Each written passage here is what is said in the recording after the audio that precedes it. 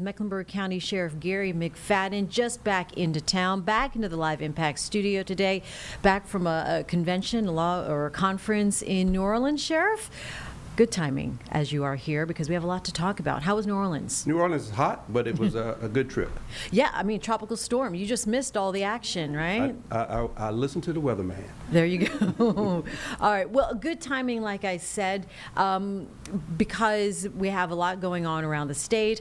There are protesters planned to speak out in Raleigh after a story that we covered with ICE detention centers, the conversation about putting one up in Winton, and certainly worth a revisit with this conversation because ICE is still a concern for a lot of folks, not only in the Charlotte area, but across our state. But you said you have a pretty good relationship and open communication with the agency right now.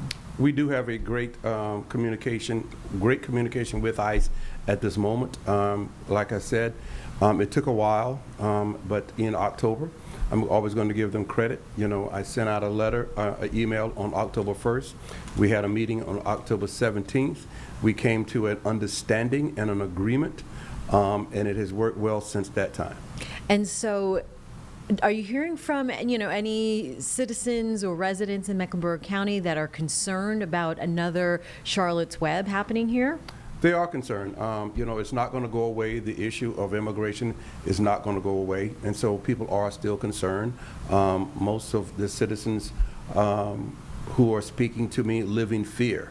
And so we know that conversation is going to continue, but we're going to do everything else to lessen that fear and still try to cooperate and have a better understanding of the operations that ICE will have or should have here in the area.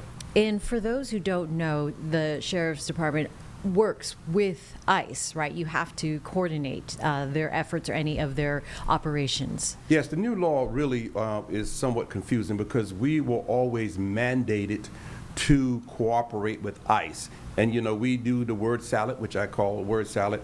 North Carolina General Statute at that time, 162.62, mandated every sheriff in North Carolina, all 100, to cooperate with ICE.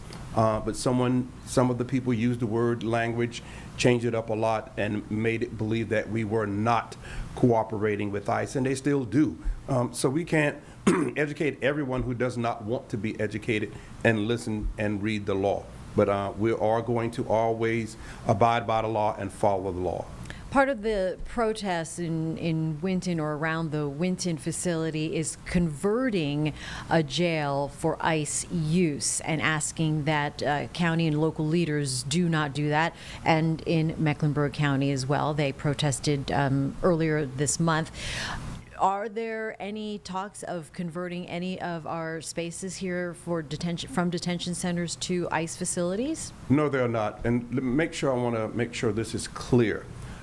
We are working towards an agreement with the U.S. Marshals here in North Carolina, and we're going to open our North facility for the overcrowding of our house, which is our detention center, and the U.S. Marshal has asked us to allow them to house a number of people there. We do not have that number yet, but we will have that soon, and we are forming an agreement as we speak.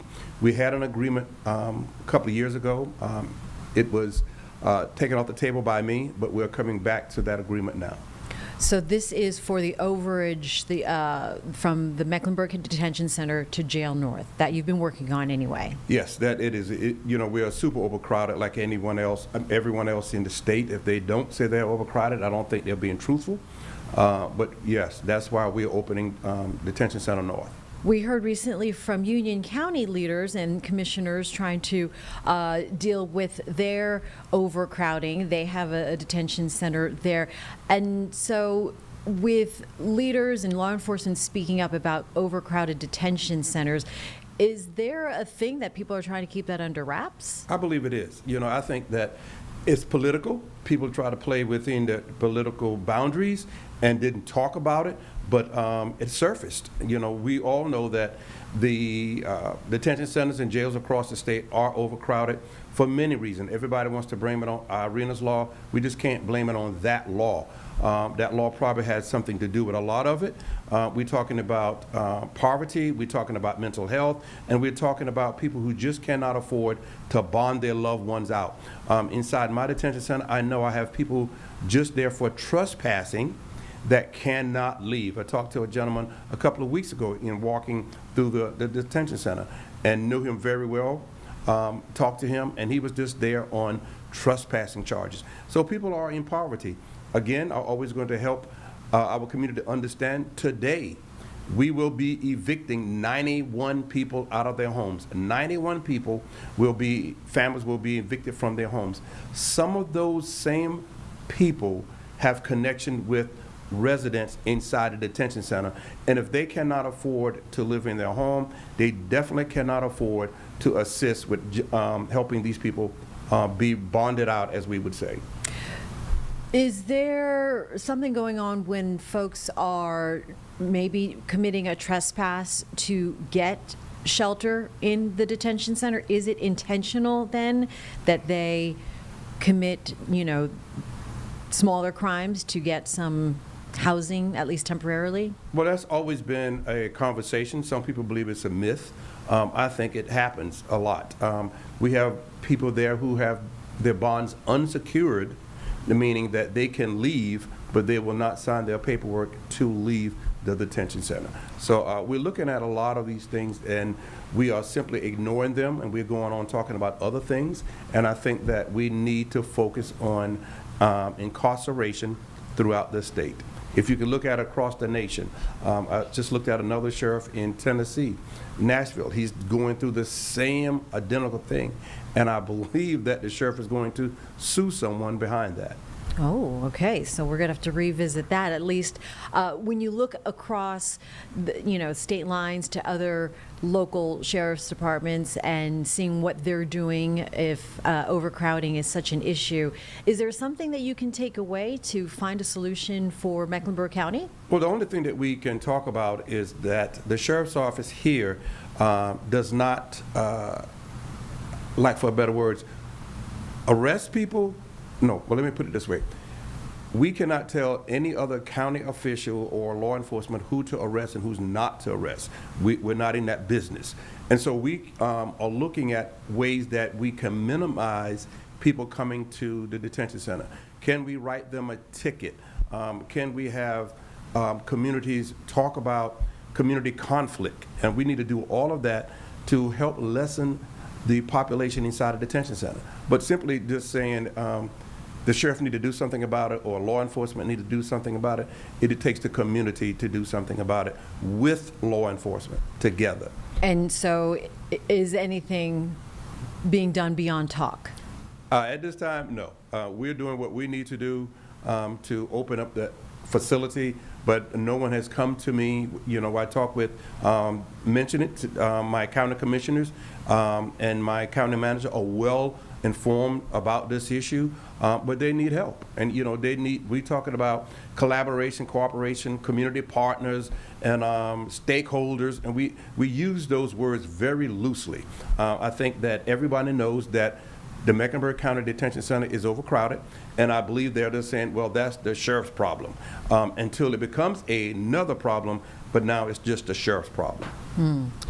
And part of the issue are some of the folks that are waiting to go to the state prison system, you've said before. What are you looking at with that? What's the status? We have over 100 people awaiting to go to DAC, the Department of Adult Corrections, from our facility. And I can tell you that is what my counterpartner across the lines in Tennessee, Sheriff Hall, is dealing with the same exact thing in Tennessee, in Nashville. I read an article that he put out the other day that this is a problem. We cannot move the people from our detention centers to the state level where they should be because they have already been sentenced. All right. Well, the frustrations I can see and the challenges continue. They do. For the sheriff's office. They do. And so with hiring new employees, that is still on track for a September fill-in for Jail North? It is on track. We appreciate everybody who wants to work for Mecklenburg County Sheriff's Office. I'm smiling because I had to talked to a couple of sheriffs because people are coming to our agency, which is the best agency in North Carolina, by the way.